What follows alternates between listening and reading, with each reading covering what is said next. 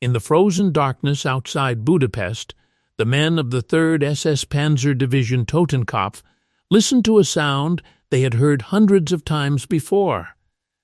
But this time it felt different. It was the deep, rolling thunder of Soviet artillery. The ground shook beneath their boots. Snow drifted from the bare branches overhead. Engines coughed in the distance. Somewhere beyond the white horizon, hundreds of Red Army tanks were moving closer. If you want more content like this, subscribe now and comment below. For years, this division had been one of Adolf Hitler's most feared formations. It had fought in France, in the endless forests of the Soviet Union, and in some of the largest armored battles in history. Its soldiers wore the skull insignia, the Totenkopf, or Death's Head. They believed they were elite. Many fought with absolute loyalty to the regime they served. Now, in January 1945, those same men were cold, hungry, and surrounded. The division that had once driven across Europe with confidence was fighting simply to survive. Many of the veterans could feel that this was the end. You can almost hear the wind cutting across the Hungarian plain. It carries the smell of diesel fuel, cordite, and burning villages. In the darkness, Soviet shells burst in orange flashes. Tracks grind against frozen mud. Radio operators whisper coordinates into static-filled headsets. Officers unfold maps under weak flashlight beams. Every minute, the circle around them grows tighter. For the men of Totenkopf, this was not just another battle. It was the destruction of a legend. But to understand how Hitler's most fanatical SS division was finally broken, you have to go back to where it began. The story of Totenkopf did not start with tanks. It started with concentration camp guards.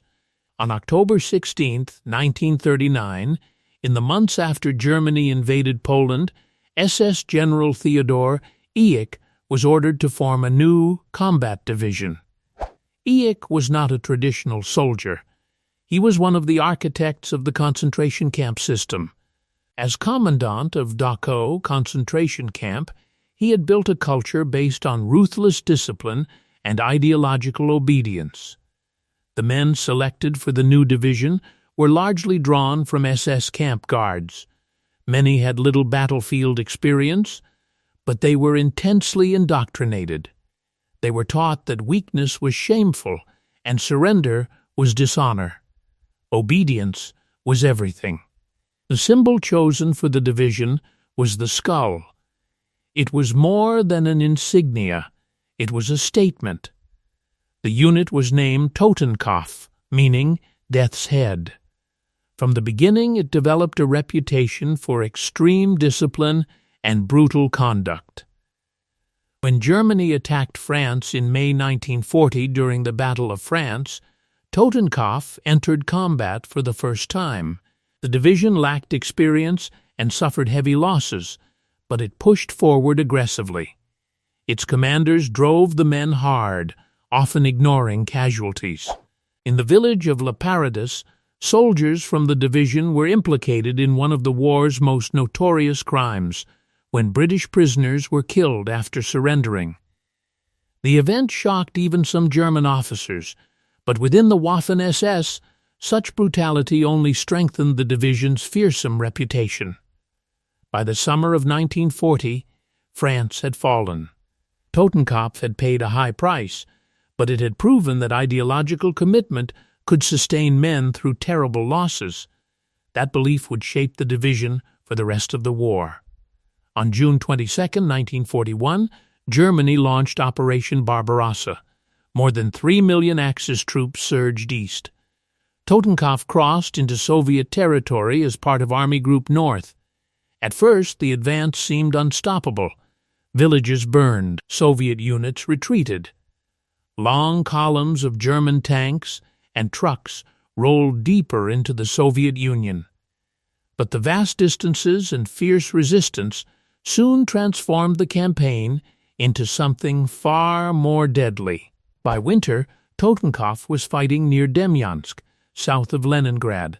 In early 1942, Soviet counterattacks cut off nearly 100,000 German troops in what became known as the Battle of Demyansk. Totenkopf was trapped. The temperature plunged far below freezing.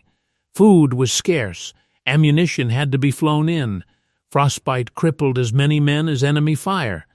Yet the division held. The fighting was savage. Assaults took place through snow-filled forests and swampy ground. Machine guns froze. Wounded soldiers lay in the open for hours. Men who survived described an endless cycle of artillery bombardments and desperate close combat. When a corridor was finally opened in April 1942, Totenkopf emerged badly depleted but still intact. Within the Waffen SS, the division's survival became legendary. Its soldiers were celebrated as men who would not break. That legend only grew stronger. In July 1943, Totenkopf played a major role in the Battle of Kursk, the largest armored battle in history. By then, the division had become a powerful panzer formation equipped with Panzer IV tanks and Tiger Is. The battlefield near Prokhorovka was a landscape of smoke, fire, and twisted steel. Tanks collided at close range. Anti-tank guns flashed across open fields. Aircraft roared overhead. Totenkopf fought fiercely and achieved local successes, but the German offensive stalled. The Soviet Union now had deeper reserves, stronger industry, and growing confidence. Kursk marked a turning point. After it, Germany increasingly fought on the defensive. Totenkopf remained one of the Wehrmacht's most capable armored divisions, but each campaign cost experienced officers and crewmen who could not easily be replaced. By 1944, the strategic balance had shifted decisively. The Red Army launched massive offensives across the Eastern Front. Entire German army groups collapsed. Cities that Germany had once captured with ease were now lost in rapid succession. Totenkopf fought in Ukraine and later in Poland, often acting as a fire brigade rushed from one crisis to another. The division still possessed skilled tank crews and determined infantry, but fuel shortages, constant retreat, and overwhelming Soviet numbers wore it down.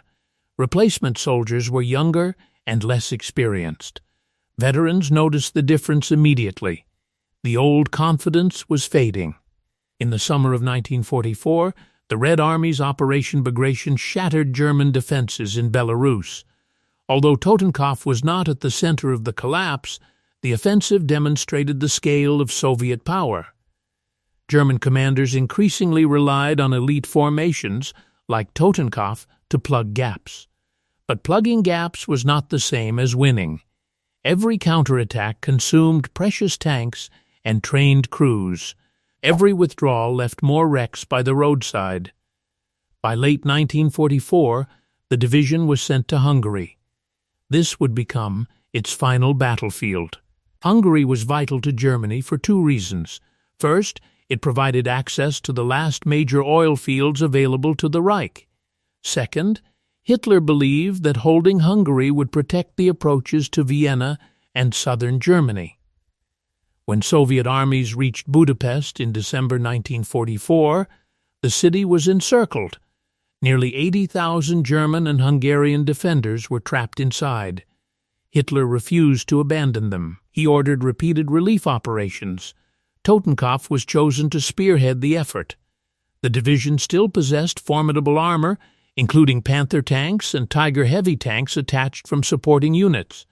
Its commander, SS Gruppenführer Hermann Prius, led the corps responsible for the rescue attempts. The first relief operation, known as Operation Konrad I, began on January 1, 1945. The weather was bitterly cold. Roads were covered in ice.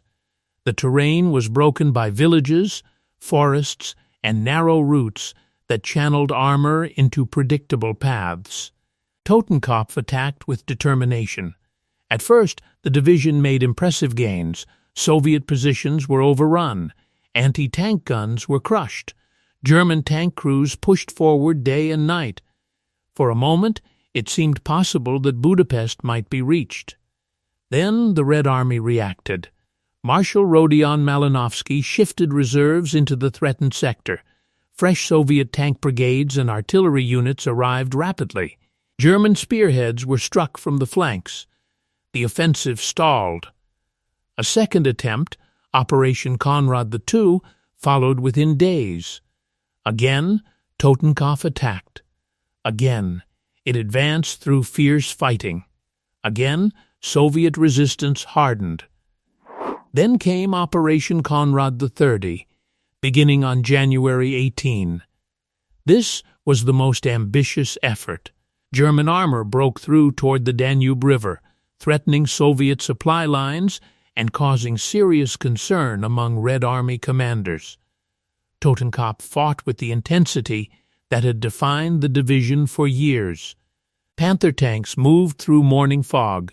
Grenadiers rode on the hulls, clutching rifles and panzerfausts. Artillery batteries fired until barrels glowed. But even this dramatic advance could not change reality. The division was running out of fuel. Losses mounted. Soviet reserves seemed endless. The defenders in Budapest were starving. On February 13, 1945, Budapest fell. The relief attempts had failed. Thousands of German and Hungarian soldiers were dead or captured. Totenkopf had suffered severe losses in men and equipment, yet Hitler still demanded one more offensive. He was determined to protect the oil fields west of Lake Balaton. The operation was called Operation Spring Awakening. It began on March 6, 1945. This was Germany's last large-scale offensive of the war. Totenkopf, though battered, was again assigned a leading role. The terrain was terrible. The winter thaw had turned roads and fields into deep mud. Tanks slid off tracks. Recovery vehicles became stuck. Fuel trucks struggled to reach the front. Even before the attack fully developed, mechanical breakdowns reduced combat strength. Still, the division advanced. For several days, Totenkopf and other SS formations pushed Soviet forces backward. Villages changed hands repeatedly. Fields were littered with burning tanks. Infantry fought in water-filled trenches. But the offensive never achieved the breakthrough Hitler demanded.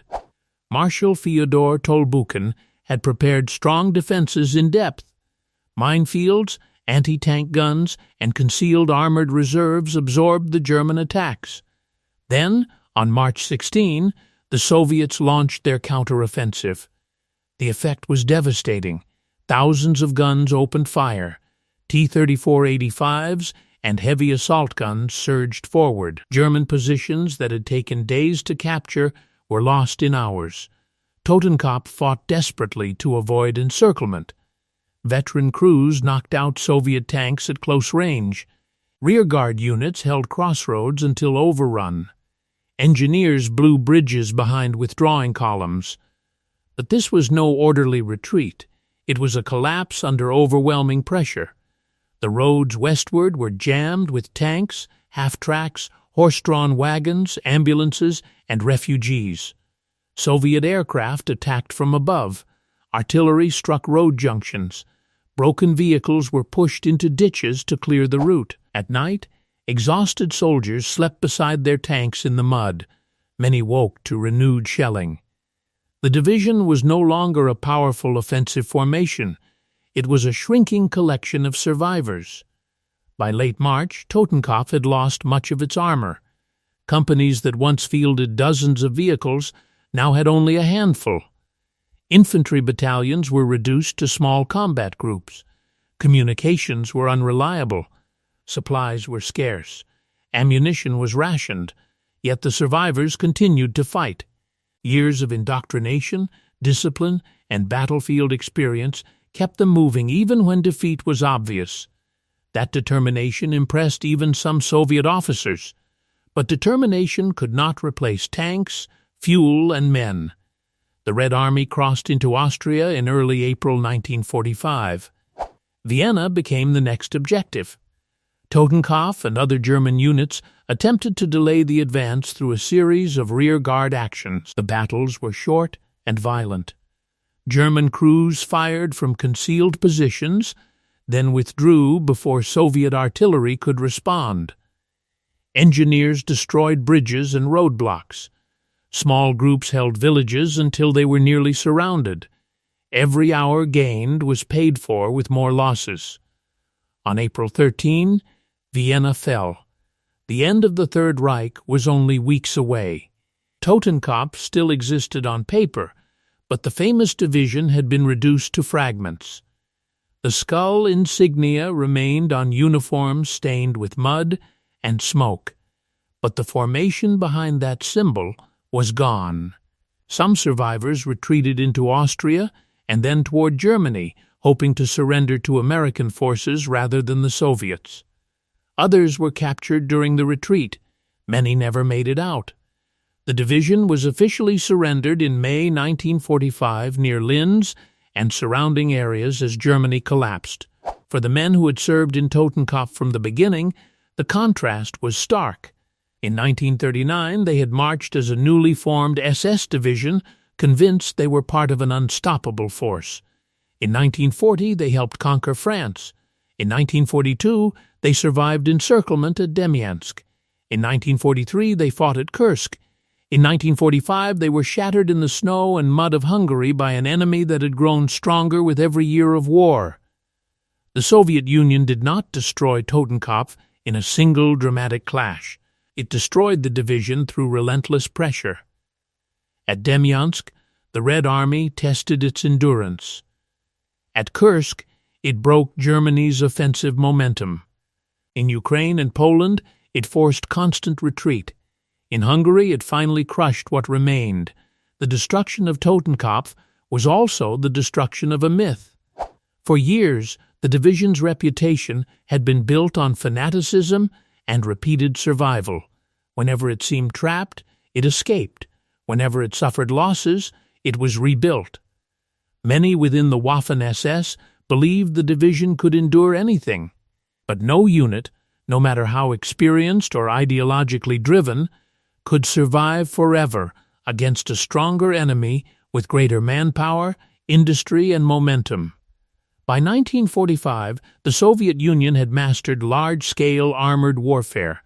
Its commanders coordinated artillery, tanks, infantry, and air power with growing efficiency. Factories beyond the Ural Mountains produced thousands of vehicles and guns. Losses were replaced. New offensives followed one after another. Germany, by contrast, was running out of everything: fuel, ammunition, experienced crews. Totenkopf's final battles near Budapest and Lake Balaton showed this reality in brutal detail. The division still fought skillfully. Its commanders still organized effective counterattacks. Its veterans still displayed remarkable endurance. But skill and determination were no longer enough. The Soviet war machine kept coming. The human cost was immense. Soviet tank crews burned inside their vehicles. German grenadiers died in frozen ditches. Civilians were trapped between armies moving through their towns. Fields and villages across Hungary were turned into graveyards of steel. When the guns finally fell silent in May 1945, the skull insignia of Totenkopf had lost the power it once carried. The feared division was no longer advancing. It was finished. Today, the story of the 3rd SS Panzer Division Totenkopf remains one of the clearest examples of how fanaticism can create a formidable military force, but also how that force can be consumed by the very war it helped intensify. Its soldiers fought with determination, but the division was also deeply associated with the criminal system from which it emerged. Its battlefield record was significant, but its legacy cannot be separated from the ideology and brutality that shaped it from the beginning. In the end, the same qualities that made Totenkopf so feared also ensured that it kept fighting long after the situation was hopeless. And in the snow-covered fields of Hungary, surrounded by Soviet armor and artillery, the Devil's Division finally met an enemy it could not outlast. The artillery thundered. The engines grew louder. The circle closed, and the Death's Head disappeared into the smoke. If you want more content like this, subscribe now and comment below.